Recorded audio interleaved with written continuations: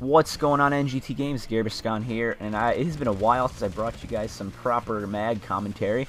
So here's what we got going on. We got some mag. We're playing Acquisition. We're on defense.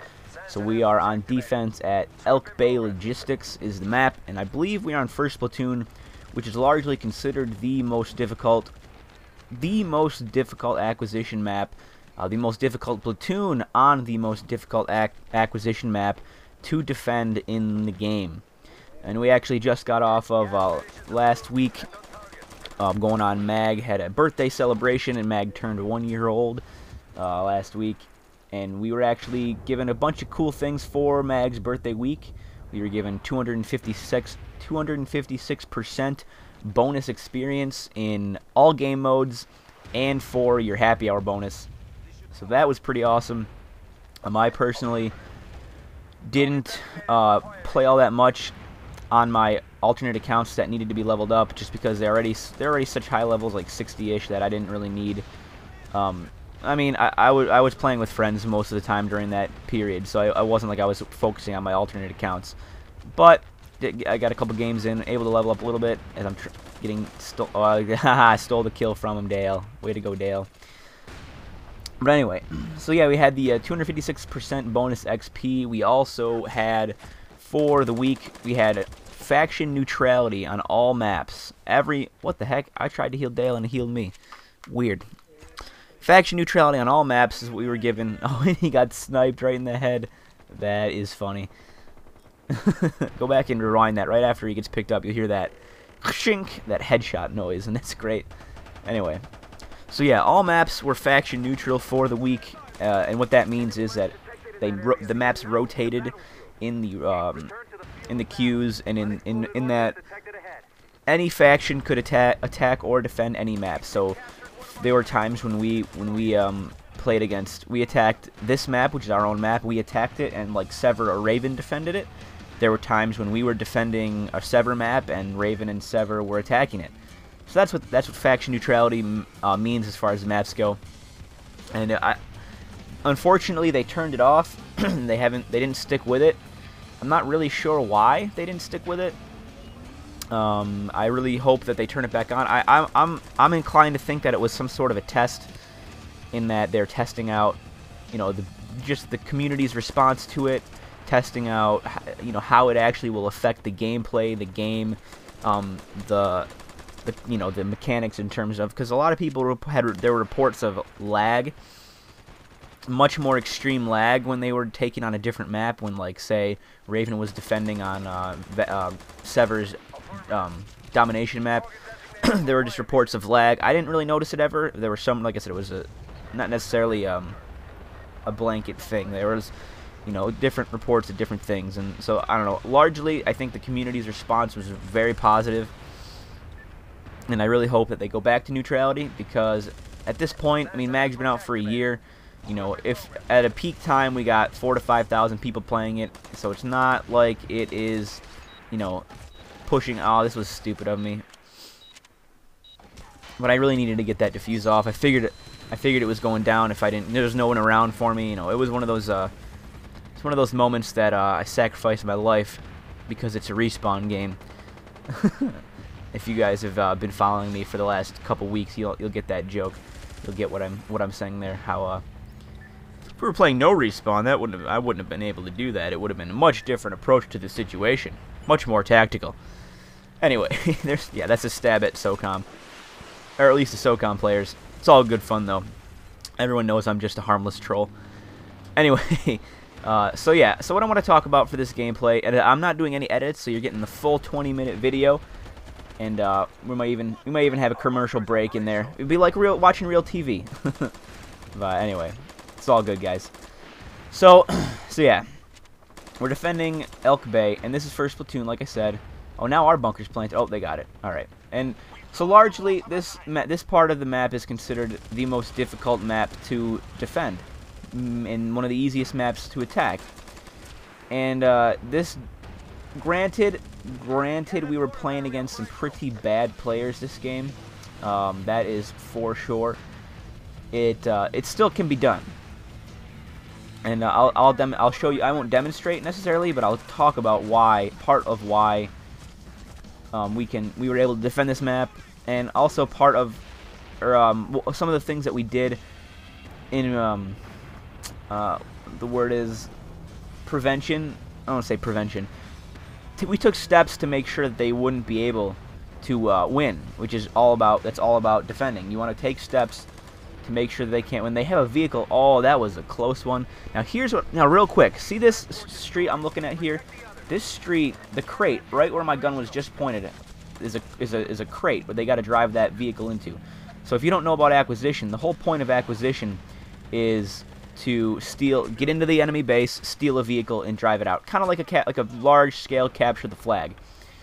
Now, as you saw right there, Dale took a vehicle. He took one of our Humvees and he drove it out because for whatever reason, as I get rocketed, that was funny. All right, so for whatever reason, Zipper decided to develop this map as a first of all, from our transport in the back where they steal it to the crate where they drop it off. It's a straight line, more or less. It's not necessarily perfectly straight, but you don't have to do any zigzagging. You don't have to do any circling around. If you were to play Raven's map or Sever's map and steal a vehicle from their maps, you have to zigzag. You have to go around. You have to drive in a circle almost around the entire map, and then you kind of have to. It's kind of like think of it like a question mark shape. You kind of have to go in a question mark type shape to get out. Whereas Valor's map, straight line. Sever's map honestly might be a straight line as well. It might be, but their bunker line is so strong it makes up for it, and the fact that the gate that you have to blow up to get the vehicle out is actually behind the bunkers. Whereas Valor's map and Raven's map even, the gates are all in front of the bunkers. So all you got to do is once you get up to that gate, you're covered from the bunkers in most cases on Valor and Raven map. But like I said, so this map is a straight line from the transport. Wow, bad aim. That was funny. I'm not perfect, guys, so I'm giving you guys a full entire gameplay. I'm not gonna lie, I get a pretty good score. I go like 61 kills and 19 deaths at the end, and it's pretty good. So, but like I said, you get 20 minutes of the game here. It's not gonna be perfect every time. It's not gonna be uber elite gameplay every single time. I'm gonna take some stupid deaths. I'm going to do some stupid things. That's just the nature of how it goes. But like I said, so the reason that this map is so unbalanced, the only way to put it, is because the enemy team, once they get into your base, and let's face it, our bunker line isn't very strong to begin with. It's a zigzag shape. It's like an L shape. There's two gates. There's an entrance gate and there's an exit gate. So we've got two squads pitted against us on these two bunkers that we're defending here, and there's also two squads that start with APCs over on the left side of the map that come through a gate over that way. Now here's a pretty cool streak where I just get behind them and I don't know why these guys are all taking two knives. What the heck? Do I get him? Get him. Alright. So anyway, they got to come through an entirely different. There's two bunkers way off to the side that you have to get through in order to get into the base, which is actually, that's kind of difficult. That's kind of a good setup in my opinion right there, because the bunkers are set up in such a way that you can take out the APCs fairly easily. And that isn't so much the issue. The issue is when they leave with the vehicle, or this left side. If this left side goes down, or this is the right side, sorry. If this right side goes down, it's very easy to get back behind the lines and get back to the vehicle container and take the vehicle. Then in which case you don't even have to worry at all about the two far left bunkers that are that the APCs keep butting their heads into, because you don't even need to worry about that. At that point you've got the frontline defense split right down the middle, and then the gate, the most important gate, which is right here on your screen right now as I was just respawning, that gate you have to go through to get out. Other than that gate, there's only one other gate right in the back in front of the vehicle transport, which at the end I can probably bring up a map. I will try. I can't, no promises, but if I can, if I have the proper editing tools, that I can bring up a map of the overhead map of the game, of the map, I'll show you exactly what I'm talking about. But the reason that it's so hard to defend is that once they get this side down, which we're doing a pretty good job of defending right now, They just have to blow up one gate, well, two gates that are very far apart and very, very far from what would be our defensive spawns, especially if our bunkers are down. And it's a straight line. You just drive out, it's a straight line. No, and I mean, like in Raven's map, when you have to go in that question mark shape, the enemies have plenty of time to blow up the vehicle that you're stealing. It's very simple to do. So this gate right here, I was just looking at, that we have fraggled right now, is very important. It's a crucial gate to have repaired and to keep defended. Crucial. I mean, I can't stress enough how crucial that gate is to success on this map. It's just so important to keep that gate repaired no matter what, because if that gate is repaired, then they can't drive out. That's simple. They can't do it. So on one hand, yes, this map is difficult to defend, but there are a few very simple things to remember when defending it that if you do and you are able to keep control of, it will be no problem. As we pick up Mr. Uber Elite Sniper, getting some resupply. There's no room for sniping on attack, guys. I don't really think sniping is an effective way to play on when you're attacking. But I don't know. That's just me. So here we go. Got to respawn.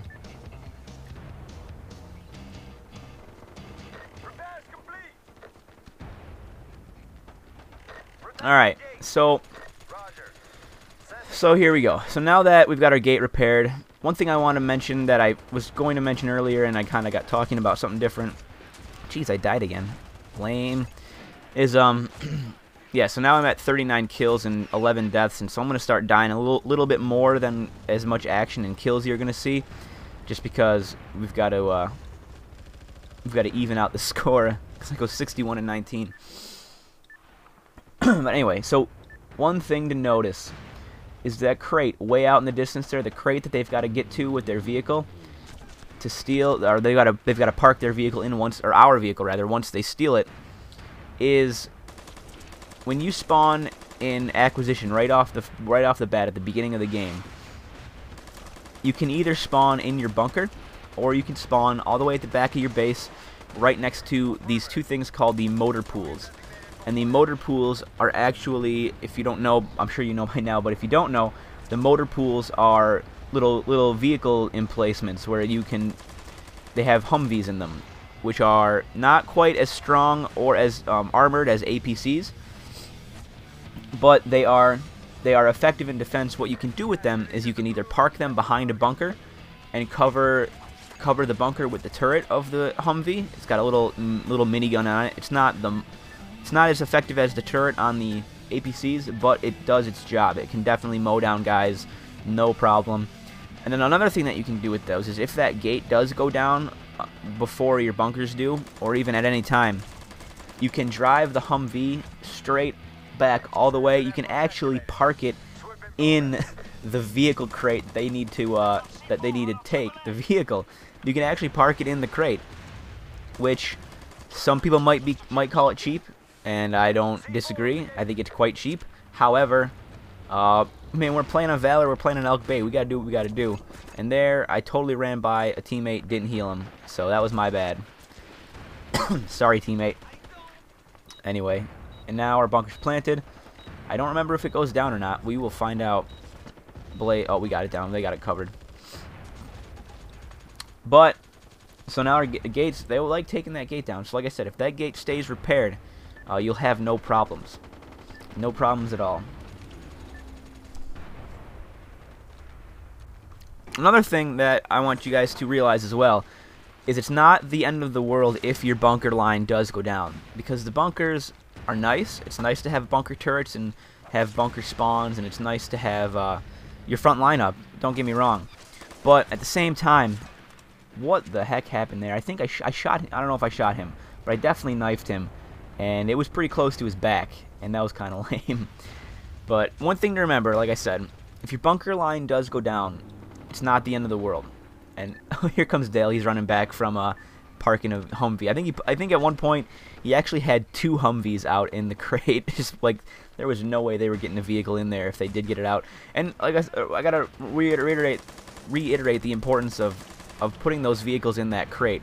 If you put a vehicle in that crate, and even if you put 2 in the crate, then they have to actually take the time to blow up 2 Humvees, which are fairly easy to blow up. They only take a couple rockets, but in that time it's taken to do that, you could have easily a squad go out with their own RPGs, take out your transport vehicle that has been stolen, and it would be no problem. So that is something, like I said, that is just very key to remember. So if you are new to MAG and you're watching this video, and the one thing I want you to take away from that is that gate, 2 things actually. The gate is most important. Actually 3 things, but I'll get to the third. The gate is most important. Keep that gate repaired at all costs. Second is, if you can, get those Humvees parked in the transport crate. That is another very crucial key element. Third is, if your frontline falls, there are 2 gates. Well, actually, I believe there are 2 gates in first platoon. Yeah, there are 2 gates back at in the heart of the base where your vehicles are stolen from. There are two gates. If your front line falls, then you keep those 2 gates repaired, and they can't get out. So if you keep those 2 gates repaired, then they can't, like I said, they can't get out. And that's just very important. So if you stick around to the end of this video, I'm gonna do my best to get a map up. So hopefully I'll do it. I'd like to think I'm gonna get a map, just so I can highlight a couple of key areas on the map for you. So that is what I'm gonna do. So anyway, like I said, keep those gates up. The gates are so important on this map, just because if you keep the gates up, they can't get out.